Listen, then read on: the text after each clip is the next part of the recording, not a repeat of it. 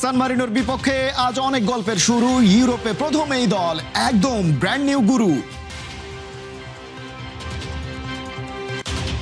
নেচে গিয়ে একদম ফ্রেশ বাংলার মেয়েরা ভারতকে হারিয়েই ধরে রাখবে সাফ ট্রফির ধারা।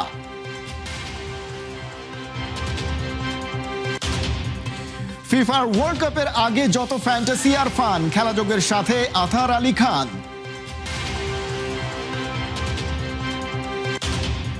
বাতিল হতে পারে ফুটবল ফ্যানের আমেরিকান ভিসা, নয়া টুস্টিং এপিসোড নিয়ে হাজির ফিফা।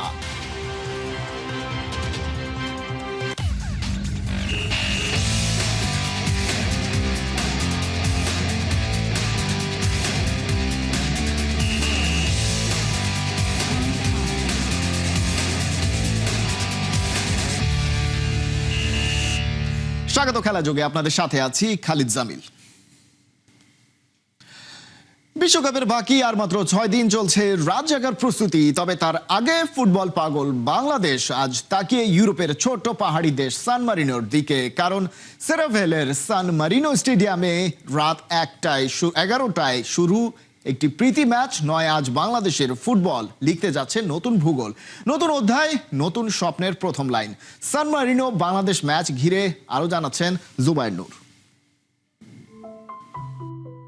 ইউরোপের মানচিত্রে সান মারিনোকে খুঁজে পেতে হলে অনেকেরই হয়তো মোবাইলে জুম করতে হয়। ইতালির বুকের ভেতর ছোট্ট এক পাহাড়ি দেশ, জনসংখ্যা মাত্র 33,000-এর আশপাশে। সেখানেই সেরাভেলের সান মারিনো স্টেডিয়ামে বাংলাদেশের জন্য এই ছোট দেশটাই হয়ে উঠেছে এক বড় মঞ্চ। কারণ এটি কেবল একটি ফিফা প্রীতি ম্যাচ নয়, এটি বাংলাদেশের ফুটবলের ইতিহাসে নতুন ভূগোলে পা রাখার রাত, যেই রাত সাক্ষী হবে অনেক কিছুর প্রথমবারের। 25 বছর পর বাংলাদেশ কোনো ইউরোপীয় দলের বিপক্ষে খেলতে নামছে। ইউরোপের মাটিতে কোনো ইউরোপীয় প্রতিপক্ষের বিপক্ষে এটি লাল সবুজদের প্রথম পতাকা ওড়ানোর রাত। হ্যাভিয়ার ক্যাবরেরা পরবর্তী ফুটবল পাতায় এটি বাংলাদেশের প্রথম আন্তর্জাতিক ম্যাচ, টমাস ডুলির অধীনে স্বপ্নবোনা হামজাদের প্রথম পরীক্ষা। তাই এই ম্যাচে যা ঘটবে সেটাও ইতিহাসের পাতায় বা খবরের হেডলাইনে প্রথমবার হিসাবেই লেখা থাকবে। ফিফা র্যাঙ্কিংয়ে বাংলাদেশ 181, সান মারিনো 211। তার উপর সান মারিনোর অনেক ফুটবলার পেশাদার ফুটবলের বাইরেও কাজ করেন। কেউ গ্রাফিক্স ডিজাইনার, কেউ মার্কেটিং ম্যানেজার, কেউ আইটি বিশেষজ্ঞ, কেউ আবার স্বাস্থ্যসেবার সঙ্গে যুক্ত। তাই হিসাবে সুবিধা বাংলাদেশের। তবে সেই সুবিধাতেই একটা কিন্তু আছে। সান মারিনো বিশ্ব র্যাঙ্কিংয়ের একেবারে তলায় থাকলেও বছর জুড়ে তারা খেলে ইউরোপের কঠিন স্কুলে। অস্ট্রিয়া, রোমানিয়া, বসনিয়ার বিপক্ষে তারা হাঁটতে হাঁটতেও শিখেছে ফিজিক্যাল ফুটবল, সেট পিসের শৃঙ্খলা, নিচু ব্লকে টিকে থাকার কৌশল। সেই স্ট্র্যাটেজিকে বশ করতে বাংলাদেশেরও আছে পাল্টা কৌশল। তার নাম হামজা দেওয়ান চৌধুরী। ইংলিশ ফুটবলের গতির সঙ্গে অভ্যস্ত হামজা শুধু একজন মিডফিল্ডার নন, তিনি হতে পারেন রিদম কন্ট্রোলার। তার পাশে সমিত সোম, সোহেল রানা বা অন্যরা কিভাবে নিজেদের অবস্থান ধরে রাখেন সেটিই ম্যাচের ভাগ্য নির্ধারণ করতে পারে।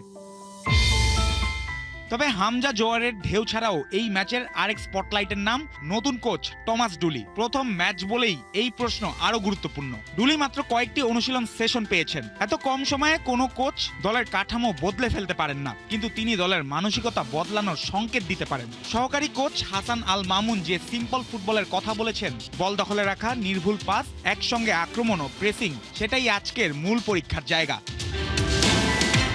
সান মারিনো শেষ 6 হোম ম্যাচের 5টিতেই হেরেছে, গোল করেছে মাত্র 2টি, হজম করেছে 21টি। কিন্তু সর্বশেষ ম্যাচে অ্যান্ডোরার সঙ্গে গোলশূন্য ড্র করে ডিফেন্সে উন্নতির ইঙ্গিত দিয়েছে। অন্যদিকে বাংলাদেশও শেষ 6 অ্যাওয়ে ম্যাচে জয়হীন, সর্বশেষ আন্তর্জাতিক ম্যাচে সিঙ্গাপুরের কাছে 1-0 হার। তাই র্যাঙ্কিং নয়, মাঠের 90 মিনিটই বলবে কার ফুটবল কতটা প্রস্তুত। সান মারিনো ছোট দেশ, ছোট দল, কিন্তু তারা বাংলাদেশের সামনে এক বড় প্রশ্ন। সেই প্রশ্নের উত্তর লেখা হবে ঘাসের ওপর পায়ের ছন্দে, প্রেসিং এর তাপে আর লাল সবুজের সাহসে। জুবায়ের নূর, 71। মাঠে নেচেছে গিয়েছে বাংলাদেশের মেয়েরা, ট্রফি জেতার ছকও এঁকেছে। গোয়ায় রাইভাল ভারতকে উড়িয়ে দিয়ে সাফের হ্যাট্রিক শিরোপা জিততে মুখিয়া মারিয়া মান্ডারা। ভারতীয় কোচও বলছেন ফাইনালে হবে কঠিন লড়াই। শনিবার সন্ধ্যা 7টায় শিরোপা নির্ধারণী ম্যাচ। ভারতের গোয়া থেকে সাইফুল রূপকের ফাইনাল প্রিভিউ। শাকিরার দাই দাই মুভ নাকি ব্রাজিলিয়ান সাম্বা, যেটাই হোক ঋতুপর্ণা আর শামসুন নাহারের অমর নাচ অন্তত একটা বার্তা দেয়। বাংলাদেশ দল হাসি খুশি, আত্মবিশ্বাসী, সাফের ফাইনালে ভারতকে নিয়ে নেই এতটুকুও চাপ। গেল দুবারের চ্যাম্পিয়ন বাংলাদেশের জানা আছে বড় ম্যাচে রেজাল্ট বের করে আনার কৌশল। আরব সাগর পারে ভারতের গোয়া শহর অপরূপ সুন্দর। আকর্ষণীয় এই ট্রফির জন্য লড়েছে 6 দল। সাফের ফাইনালে বাংলাদেশের প্রতিপক্ষ রাইভাল ইন্ডিয়া। দারুণ এক মঞ্চ তৈরি, হ্যাট্রিক শিরোপার হাতছানি। ভারতকে হারাতে পারলে মিলবে বাড়তি আনন্দ। তৃতীয়বারের মতো আবার সুযোগ এসেছে, তো সবসময় তো অনেকের সুযোগ থাকে না, তো আসলে এই সুযোগটা পেয়েছি, এটা কাজে লাগানোর জন্যই আমরা সর্বোচ্চ চেষ্টা করে এসেছি, পরিশ্রম করে এসেছি। তো অবশ্যই ফাইনাল ম্যাচে যে আমরা যেন দেশবাসীকে কিছু দিতে পারি বা আমাদের খেলাটাও যেন দেখাতে পারি। গ্রুপ স্টেজে ভারতের কাছে 3 গোলে হার। ডিফেন্স লাইন নিয়ে কিছুটা দুশ্চিন্তা রয়েই গেছে পিটার বাটলারের। হাল ছাড়তে নারাজ এই ইংলিশম্যান। টুর্নামেন্টে 3 ম্যাচে 15 গোল দেয়া টিম ইন্ডিয়াকে আটকাতে ভিন্ন ভিন্ন ছক এঁকেছেন বাংলাদেশ কোচ। এটা ফাইনাল, বাঁচা মরার লড়াই। আমরা আক্রমণাত্মক মানসিকতা নিয়েই মাঠে নামবো। আমি বিশ্বাস করি অতীতের মতো এবারও ভারতকে আমরা ভেঙে চুরে দিতে পারবো। শুধু বাটলারের নয়, প্রতিপক্ষ ওস্তাদ ক্রিসপিন ছেত্রীরও প্রিয় ফুটবলারদের একজন ঋতুপর্ণা চাকমা। সেমিতে নেপালের বিপক্ষে কর্নার থেকে সরাসরি অর্থাৎ অলিম্পিক গোল দিয়ে ছন্দে ফেরার জানান দেন ঋতু। বিগ ম্যাচ প্লেয়ার, ফাইনালেও থাকছেন স্পটলাইটে। বাংলাদেশ ঋতুপর্ণা দক্ষিণ এশিয়ার সেরা ফুটবলারদের একজন ঋতুপর্ণা। আমাদের দলেও ভালো খেলোয়াড় আছে। বলা যায় ফাইনালে হাড্ডাহাড্ডি লড়াই হবে। গ্রুপ পর্বে আমরা জিতলেও আমার বিশ্বাস ফাইনালে বাংলাদেশ সেরাটাই দেবে। তবে আমরা শিরোপা নিজেদের ঘরে নিতে চাই। বাংলার মিডফিল্ডের প্রাণ অভিজ্ঞ মনিকা চাকমা হালকা চোট পেয়েছেন। তার ফাইনাল খেলা নিয়ে আছে শঙ্কা। টুর্নামেন্টে এখন পর্যন্ত 6 গোল দিয়ে সমান সংখ্যক গোল হজম করেছে লাল সবুজের মেয়েরা। অন্যদিকে ভারতের জালে বল জড়াতে পারেনি কোনো দলই। বিগ ফাইনালে বাংলাদেশের গোলকিপার মিলিকে একটা ভাইটাল রোল প্লে করতে হবে, কারণ ভারতীয়রা দুর্দান্ত ফর্মে আছে। তাদের ফরওয়ার্ড জোনের ফুটবলাররা গোলের মধ্যে আছে। গোলকিপার মিলি বেশ কয়েকটা গোল খেয়েছে, বিশেষ করে গ্রুপ স্টেজে ভারতের বিপক্ষে 3 গোল হজম করেছে। সেই রাগটা, সেই জেদটা, সেই ক্ষুধাটা তার দেখাতে হবে যে এই ম্যাচে, শিরোপা নির্ধারণী ম্যাচে তিনি তার সেরাটা দিয়ে দলের জয়ে বড় অবদান রাখতে চাইবে। সাইফুর রূপক, 71, গোয়া, ভারত। বাংলাদেশের সাথে এ কেমন খেলা খেলছে সাফ আর আয়োজক ভারত। ফাইনালে যেন মারিয়া ঋতুপর্ণারা খেলতে না পারে, ইনজুরিতে পড়ে, ওই ভাবনাতেই কি প্র্যাকটিসের জন্য দুর্বল মাঠ বেছে দিয়েছে? মাঠের অবস্থা দেখে হতাশ কোচ পিটার বাটলার। সংবাদ সম্মেলনে ক্ষোভ ঝেড়েছেন। ভারতের গোয়া থেকে সাইফুল রূপকের আরেকটা রিপোর্ট।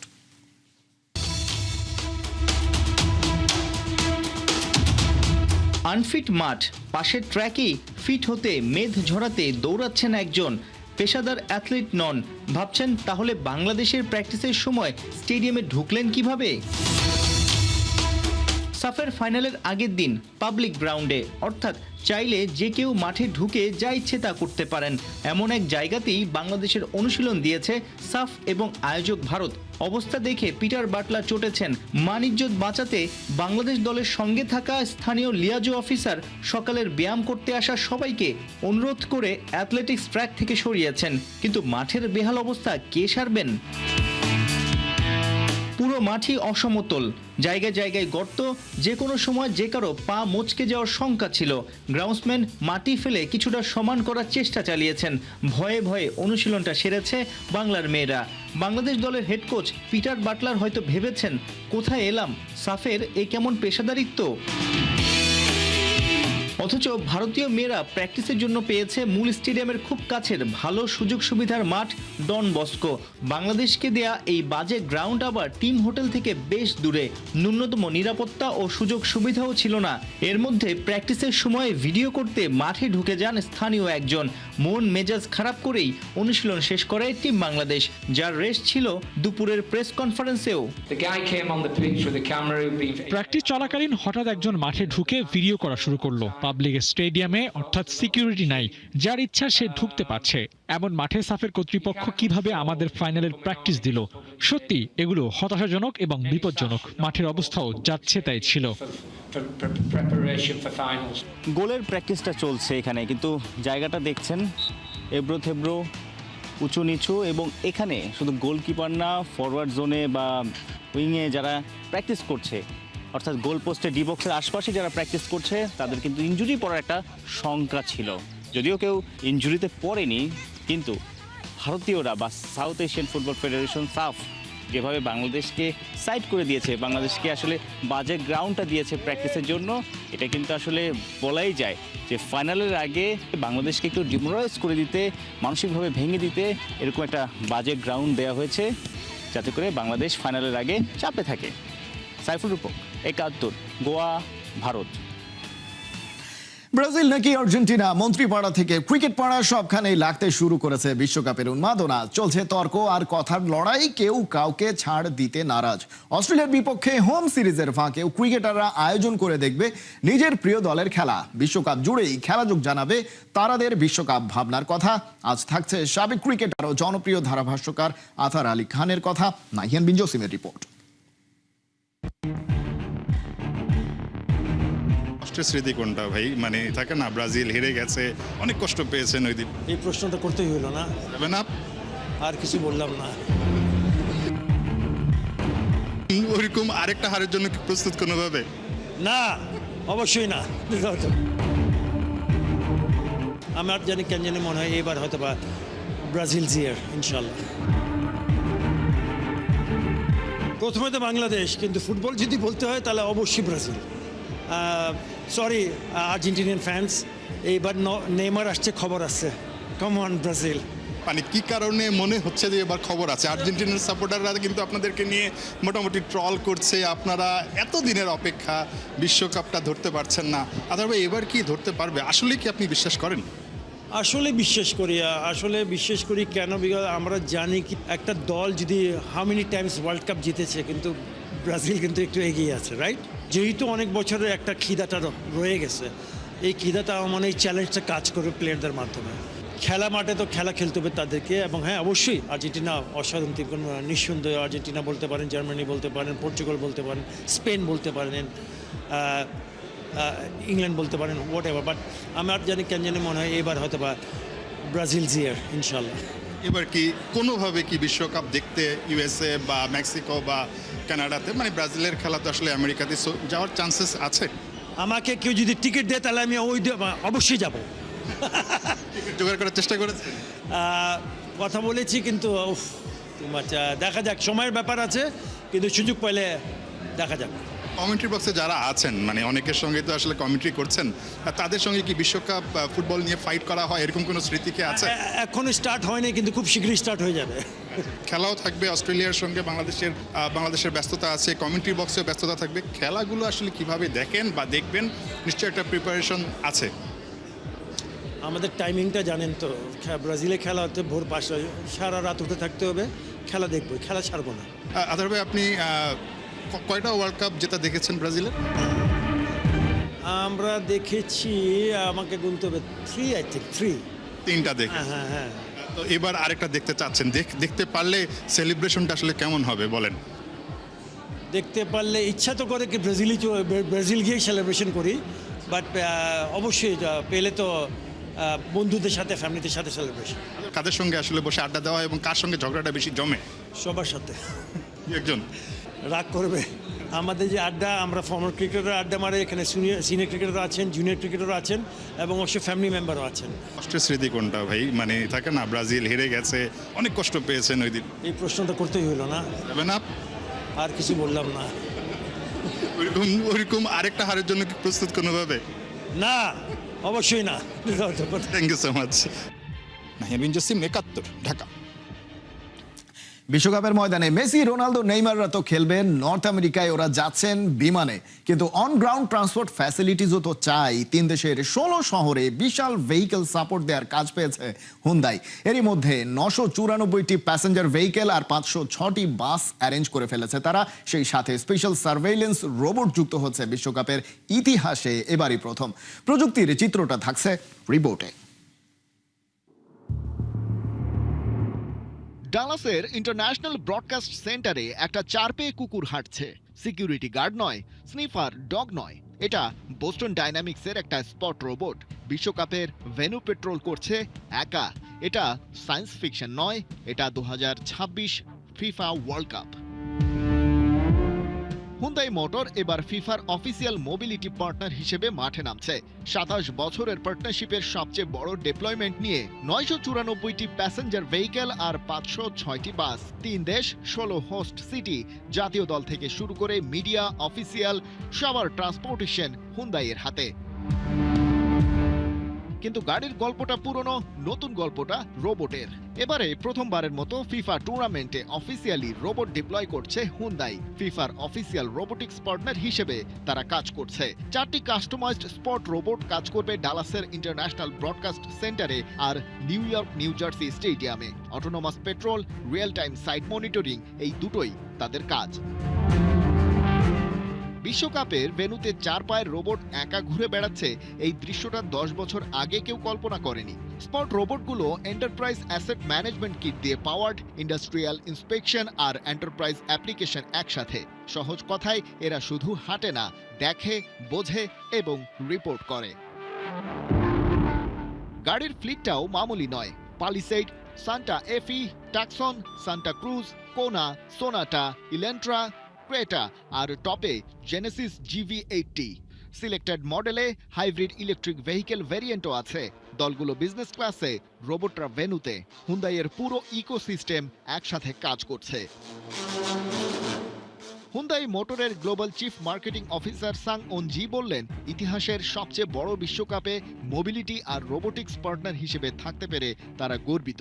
কর্পোরেট কোর্টের বাইরে গিয়ে বললে, হুন্দাই এবার শুধু গাড়ি বেচছে না, ভবিষ্যৎটাও দেখাচ্ছে। মাঠে হালান্ড গোল করবেন কিনা জানা নেই, কিন্তু ডালাসের ব্রডকাস্ট সেন্টারে স্পট নিশ্চিতভাবেই ঘুরবে। বিশ্বকাপ 2026 শুধু ফুটবলের টুর্নামেন্টই নয়, এটা একটা টেক শোকেজও হতে চলেছে। খালিদ জামিল, একাত্তর। বিশ্বকাপের ভিসা জটিলতা আর টিকিট নিয়ে করা নাটকের শেষ এপিসোড সবাই দেখে ফেলেছেন আগেই, কিন্তু এবারে নতুন বেশ কিছু টুইস্ট এপিসোড নিয়ে হাজির ফিফা। স্টেডিয়ামে ঢুকতে গিয়ে মহা বিপদে পড়তে পারেন আপনিও। ছোট্ট একটা অ্যান্টেনা, ছোট্ট একটা বিষয়ের জন্য কিছুই বুঝে ওঠার আগেই রেড কার্ড খেয়ে চলে যেতে পারেন মাঠের বাইরে। আর কখনো মনে হতে পারে আপনি স্টেডিয়ামে নয়, কোনো গোয়েন্দা সংস্থার অফিসে ঢুকতে যাচ্ছেন। ফ্যানদের জন্য ফিফার বিশাল এক সার্ভাইভাল গাইড আছে এবারে। কিন্তু কি সেই গাইড জানাচ্ছেন তাজিন খন্দকার।